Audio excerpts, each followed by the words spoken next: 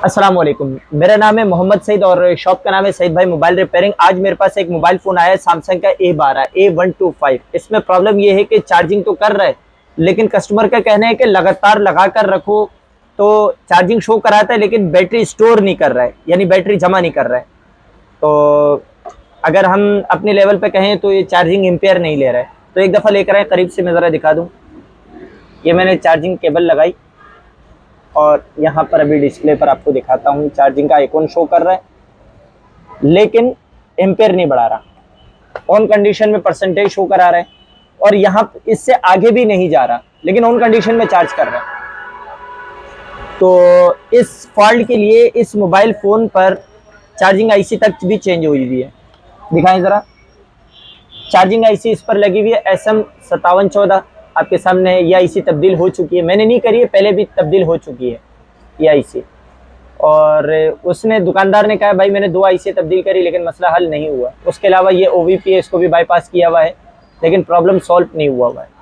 बहरहाल ये इसका मैंने डायग्राम भी खोल के रखा हुआ है और ये इसका डायग्राम है, अगर आप देखना चाहें तो यहाँ पर लिखा हुआ है सैमसंग SM A125।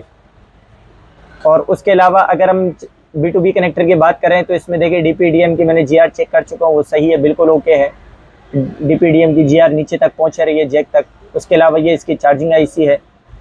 मैं आपको इस चार्जिंग आईसी के अंदर थोड़ी सी वायरिंग समझाना चाहता हूँ व्हाइट बोर्ड पर। तो व्हाइट बोर्ड पर आ जाए, देखिए ये हमारा तो हो गया LCD जैक का कनेक्टर, जहाँ पे चार्जिंग का कनेक्टर आ रहा है। उसके बाद ये हमारी वी बस 5.0 वोल्टेज वी बस जिसे हम कहते हैं 5.0 वोल्ट, यहाँ से सप्लाई आउट होती है, OVP आईसी में जाती है। OVP का ये इनपुट है और ये इसका आउटपुट हो गया। आउटपुट के बाद ये सप्लाई हमारी जारी है SM5714 DC to DC charging IC इसके अंदर जाती है। जब SM5714 पे जब ये आईसी ये वीबस सप्लाई इंटर हुई तो उसके बाद हम लोग ने इन तमाम सप्लाइयों को एक दफा टेली जरूर करना है, इन सप्लाइयों को हम लोग ने जरूर चेक करना है।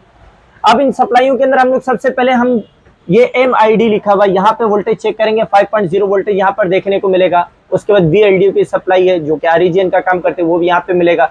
उसके बाद फिर ये LX जो पुराने सेटों पे किसी दूसरे मॉडलों पर यहाँ पर लिखा SW यानी स्विचिंग सप्लाई, और ये इसका यहाँ पे बूट कैप है जो कि सीरीज में लगा हुआ है।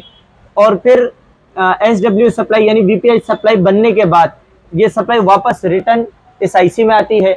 ये आईसी इस सप्लाई को इनपुट करती है चार्जिंग के लिए।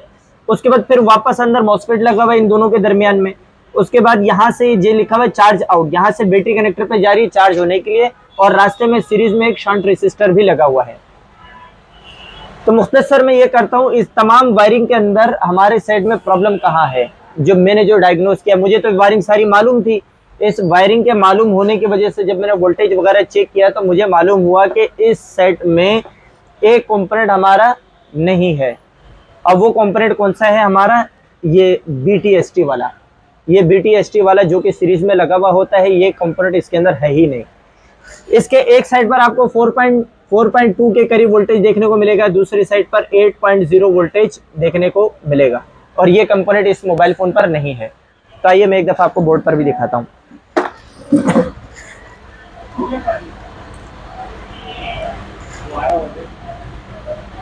सबसे पहले मैं आपको डायग्राम में दिखा देता हूँ, डायग्राम में कहाँ लगा हुआ है। देखें ये तो ये हो गई हमारी चार्जिंग आईसी, हमारा लोकेशन कोड, इस पर हम क्लिक मारते हैं और यहाँ पर आ जाते हैं। एक दफ़ा यहाँ पर आने के बाद एक दफ़ा नेक्स्ट देते हैं, ये हम पहुँच गए। देखिए मैंने यहाँ पर आपको वीबस सप्लाई के बारे में बताया था, ये वीबस सप्लाई हमारी इनपुट हो रही है। वीबस सप्लाई के बाद फिर हमारी बनी है PMID जिसका केप ये लगा हुआ है। तो मैं आपको हाथ के हाथ बोर्ड में भी दिखाता रहता हूँ कि ये कहाँ लगी हुई है। इसको कंबाइन कर देते हैं, चलो भाई कंबाइन कर दिया। अच्छा कहाँ गई, ये आ गई आईसी हमारी। अच्छा तो अब ये हमारी, उसके बाद PMID वाली ये केप ज़रा देख लेते कहाँ लगा हुआ है। ये केप लगा हुआ है हमारा, ये रहा, ये लगा हुआ है। तो PMID पे वोल्टेज भी मैं एक दफ़ा टेली कर लेता हूँ, कितने वोल्टेज आ रहे हैं, हाथ के हाथ चेक हो जाएंगे।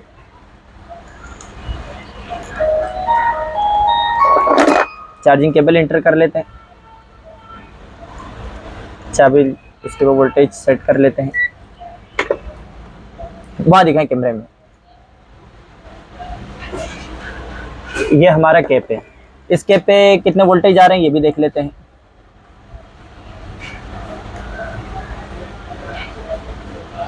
ये 5.0 वोल्टेज यहाँ दिखाओ, मीटर पे दिखाओ, यहाँ 5.0 वोल्टेज, ठीक हो गया। अच्छा, उसके बाद हमारा कौन से है, उसके बाद है, वापस आ जाते हैं, उसके बाद फिर मैंने आपको एलडीओ सप्लाई बताई, एसडब्ल्यू पर आ जाते हैं डायरेक्ट, ये हमारे एलएक्स सप्लाई पर आते हैं। ये एलएक्स सप्लाई है और ये एलएक्स सप्लाई का हमारा, उसके बाद आगे एक कॉइल लगा हुआ है जिसका लोकेशन कोड है L5007, ये लगा हुआ कॉइल।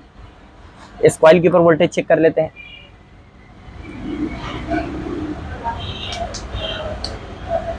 दिखा दे जरा वोल्टेज, वहां पर भी दिखा है मैंने कहाँ लगाया हुआ है, इस जगह पर है जी, ये कॉइल लगा हुआ है, इस जगह पे दोबारा लेकर आना, अभी साइड पे वोल्टेज दिखाना 3.0 वोल्टेज। अच्छा, अब उसके बाद फिर मैंने आपको बताया इस केप के बारे में जिक्र किया था जो कि सीरीज में लगा हुआ है, ये वाला केप है जो कि सीरीज में लगा हुआ है, और इस केप का एक पॉइंट जो है हमारे वीपीएच यानी एलएक्स सप्लाई के साथ कनेक्ट है। अब ये केप जरा लोकेशन कोड पे क्लिक मारते हैं, तो देखिए ये आ रहा है। अब बोर्ड में जरा देखें कहाँ है, बोर्ड में ये रहा जो कि निकला हुआ है, ये हमारा एलएक्स वाली साइड है। यहाँ पे वोल्टेज चेक कराते हैं, दिखा वोल्टेज यहाँ पर आ रहा है, सही है। अब दूसरी साइड पे चेक करवाते हैं वोल्टेज, दिखाएं, यहाँ दिखाएं 4.2 वोल्टेज आ रहा है। जब ये केप लग जाएगा तो इस जगह पे डबल वोल्ट हो जाएंगे, तो ये केप यहाँ पे मिस हुआ है।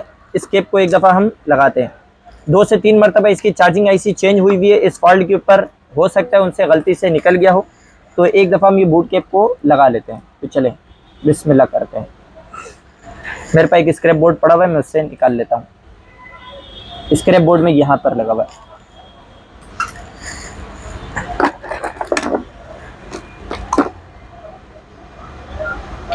कहाँ गया ये,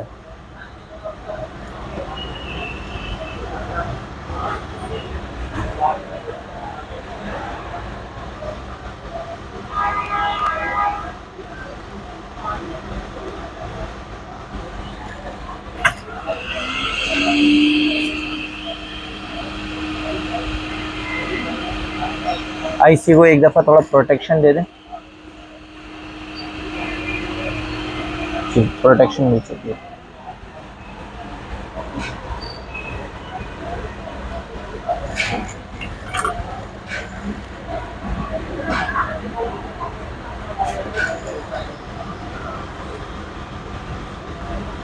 इसको कई किस्म के फॉल्ट कहा जाता है, बाज़ लोग कहते हैं फेक चार्जिंग, बाज़ लोग कहते हैं चार्जिंग कर रहा है सेव नहीं कर रहा है, बैटरी स्टोर नहीं कर रहा है, घंटों घंटों लगा के रखो परसेंटेज नहीं बढ़ते हैं। ये केप हमारा लग चुका है।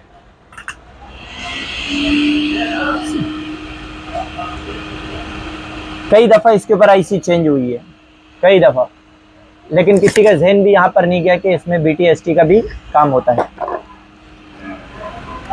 तो एक दफ़ा मैंने, सबसे पहले मैं आपको वो यहाँ पे वोल्टेज दोबारा से दिखाता हूँ, केप लगाने के बाद यहाँ पे वोल्टेज कितने हुआ है, उसके बाद हम आगे की तरफ बढ़ते हैं। चार्जिंग केबल वापस लगाता हूँ, वोल्टेज पर आते हैं, दिखाई दे रहा है, हाँ वो रहा, दिखाना ज़रा इस साइड पर 4 पॉइंट दिखाना वोल्टेज, ये वोल्टेज कितने 3.6, हाँ केप की दूसरी साइड पर